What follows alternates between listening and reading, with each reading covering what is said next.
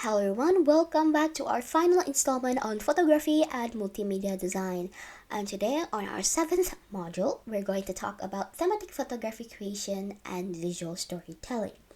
First, we need to understand what even is thematic or even visual storytelling, especially in a photo book.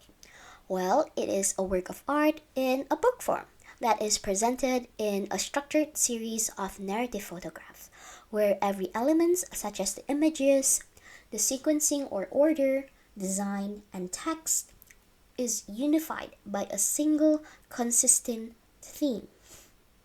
Now, there are four key elements in a photo book.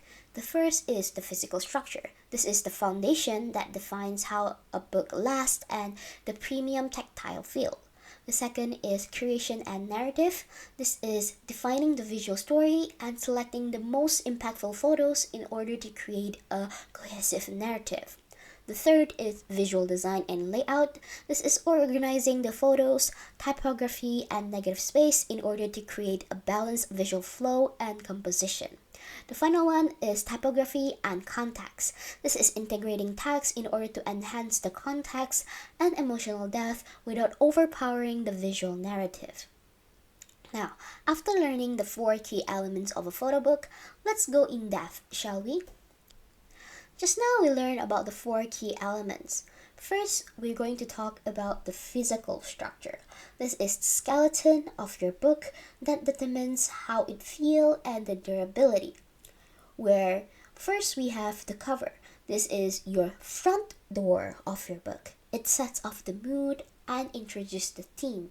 The options of cover can include soft cover, where it is much more flexible, or hardcover, where it is much more protective but also very rigid. Second, we have paper types.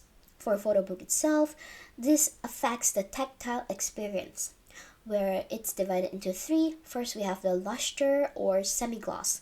This is the industry standard with bright colors and a soft sheen.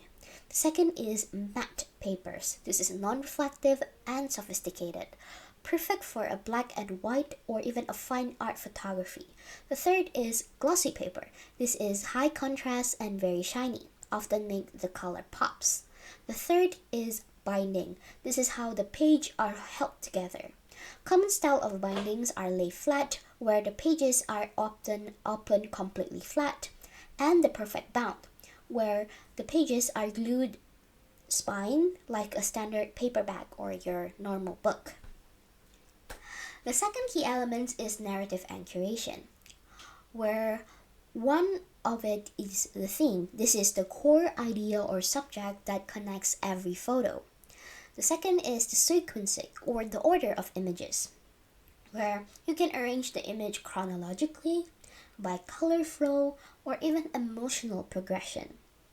The third is the centerpiece, or commonly refers to as the hero image. This is the most powerful, iconic photo. It serves as the centerpiece that captures the essence of the entire project. The third is visual design and layout, where we have white spread or white space. This is the empty areas around a photo that give the viewer eyes room to breathe. Next is double spread or double page. This is a one large visual created by two facing pages side by side. The third is bleed. This is when a photo is printed all the way to the edge of papers with no white borders. The last but not least is typography and context, where first we have the captions and metadata or the dates. This is the essential facts like who take the photo, where the photo is taken, and when is it taken. The second is narrative text. This is often a short essays, quotes, or even stories that help to add deeper meaning to sad images. The last is typography. This is the art of choosing fonts, where the style of letters should match the vibe of your photography. Overall, the main takeaway that we can learn from this is that a great photo book isn't just a collection of random pictures. It is a curated journey where the physical feel, the order of the images, and the design all work together in order to tell a single story.